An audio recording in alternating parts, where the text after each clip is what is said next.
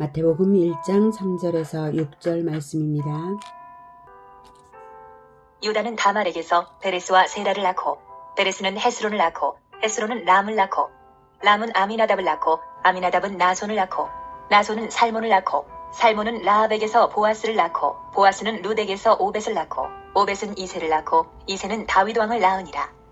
다윗은 우리아의 아내에게서 솔로몬을 낳고. 사랑하는 형제 여러분, 9월 15일 화요일 저녁 묵상에 오신 것을 환영합니다. 마태복음 1장의 계보는 아브라함과 다윗의 후손으로 태어난 그리스도의 계보입니다.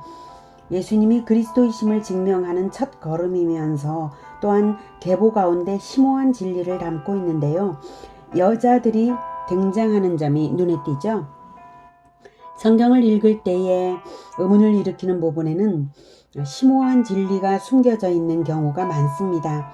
의문을 일으켜서 하나님의 마음을 발견하도록 유도하시는 지점이거든요. 3절에 다말, 5절에 라합과 룻, 그리고 6절에 우리아의 아내.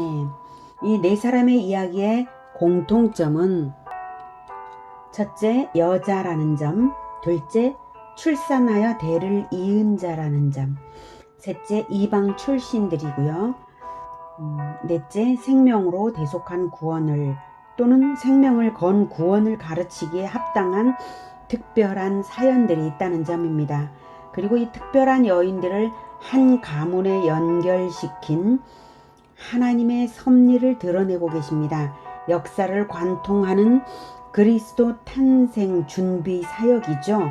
하나님께서 완전한 계획을 가지시고 완전하게 섭리하시면서 그리스도를 준비하셨습니다. 하나님의 사역이 보입니다. 다말이 생명을 걸고 구원을 붙잡아 대를 이었다는 것을 어제 보았으니 다말은 생략하겠습니다. 라합은 가나안의 첫 관문인 여리고성의 성벽 위 여관의 기생이었죠. 이스라엘의 정탐꾼 두 사람이 발각될 위기에 그들을 보호해 주었습니다. 보호하는 그 행위 자체가 생명을 걸어야 할 수 있는 일이었는데도 말입니다. 그렇게 한 이유는 여호와가 참 신이심을 믿었기 때문에 구원받고자 한 것입니다. 하나님께서는 라합과 그 가족을 구원하셨을 뿐만 아니라 유다 지파의 살몬과 결혼하게 하시고 대를 잇게 하신 것인데요. 하나님의 은혜는 거기서 머무르지 않고 라합의 아들 보아스에게 또한 은혜를 베푸셔서 품격 높은 말씀의 사람이 되게 하셨습니다. 룻기를 읽어보면 보아스가 룻과의 만남에서 보여준 은혜로운 성품이 두드러집니다. 또 율법에 정통하여서 빈틈없이 올바른 처신을 하는 모습도 특별합니다. 룻은 모압 여인인데 이스라엘 남자와 결혼하여 자식 없이 과부가 되었습니다. 모압은 원래 하나님께서 구원이 없다고 선언하신 민족입니다. 그런데 모압 여인 룻은 시어머니 나오미로부터 여호와 신앙을 받아서 시어머니와 여호와를 선택하여 이스라엘로 들어온 여자입니다. 과부가 된 처지로서 굳이 거지가 된 시어머니를 따를 필요가 없었으나 구원을 받고자 하는 마음으로 여호와의 품으로 들어온 것입니다. 먹을 것이 없어 시어머니를 섬기며 이삭 줍기를 하는 룻에게 보아스가 은혜를 베풀었는데요. 알고 보니 보아스는 룻의 계대결혼 의무자인 친족이었죠. 계대결혼으로 보아스와의 사이에서 오벳을 낳았습니다. 계대결혼은 지난 시간에 다말에 대하여 말할 때 제가 알려드렸으니 생략하겠습니다. 오벳의 손자가 다윗 왕입니다. 하나님의 섭리가 없이는 이런 아름답고 은혜로운 일들이 이렇게 연속될 수가 없죠. 다음은 우리아의 아내는 밧세바인데요. 다윗 왕이 밧세바를 간음하여 임신을 했습니다. 그러자 다윗은 자신의 죄를 감추기 위해 밧세바의 남편 우리아를 전장에서 불러 집으로 보내려 했으나 신앙 깊고 충성스러운 우리아는 전쟁의 때에 자기가 아내와 함께 있을 수 없다며 집으로 가지 않았습니다. 그래서 다윗은 우리아를 격전지에 내보내어서 죽였습니다. 나단 선지자를 통해 회개를 촉구받은 다윗 왕은 회개하여서 하나님께 용서는 받았지만 하나님의 엄청난 징계가 잇따랐습니다. 다윗은 통회하는 마음으로 그 모든 끔찍한 징계를 받아들였죠. 바세바는 아들을 여호와 신앙으로 키워낸 교육적 모범을 잠언에 반영했습니다. 잠언을 보면 솔로몬 왕에 대한 바세바의 제자화가 나타나 있습니다.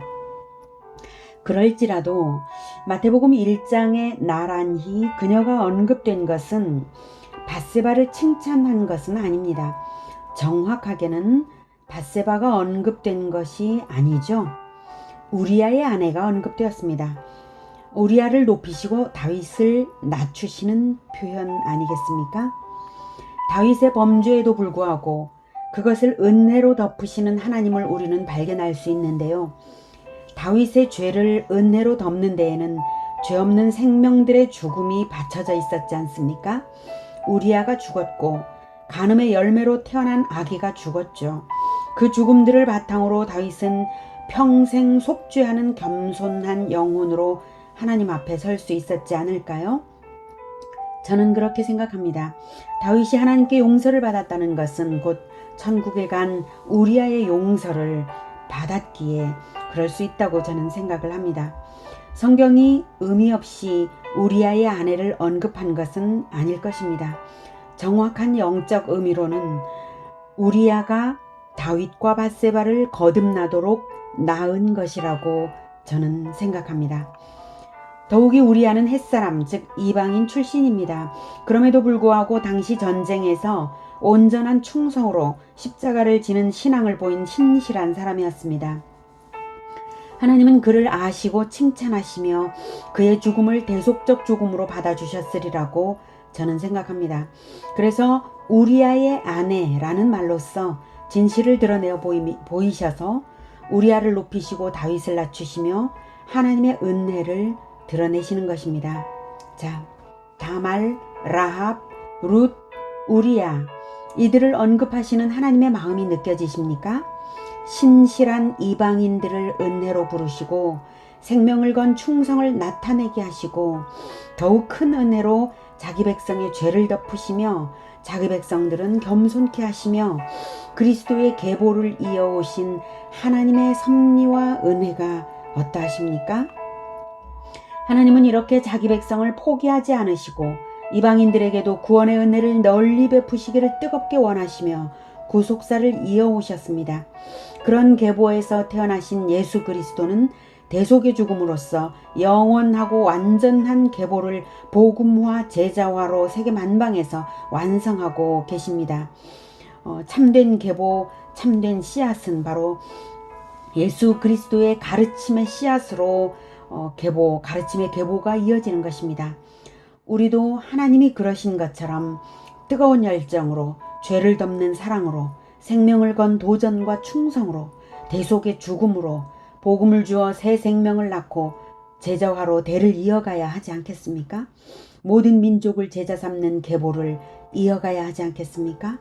우리 모두가 그렇게 되기를 축복합니다. 기도하겠습니다. 은혜가 충만하신 하나님 아버지, 예수 그리스도의 계보에 이해할 수 없는 이방인 여자들의 이름을 통하여 우리가 참으로 하나님의 은혜가 얼마나 놀라운지 다시금 깨닫습니다. 그리고 또한 온전한 믿음을 가진 자들의 그 모범을 따라 배울 수 있게 하시니 참으로 감사합니다. 우리가 그 신실한 마음, 하나님의 가르침의 씨앗을 받아서 실천으로 목숨을 건 실천으로 하나님을 섬겨드리는 그리고 또한 대를 잇는 제자화의 그 실천, 우리가 본을 받아서 반드시 복음화 제자화로 예수 그리스도의 씨앗을 널리 퍼뜨리게 하여 주시옵소서. 예수 그리스도 이름으로 기도드립니다. 아멘. 이어지는 시간은 개인 기도 시간입니다.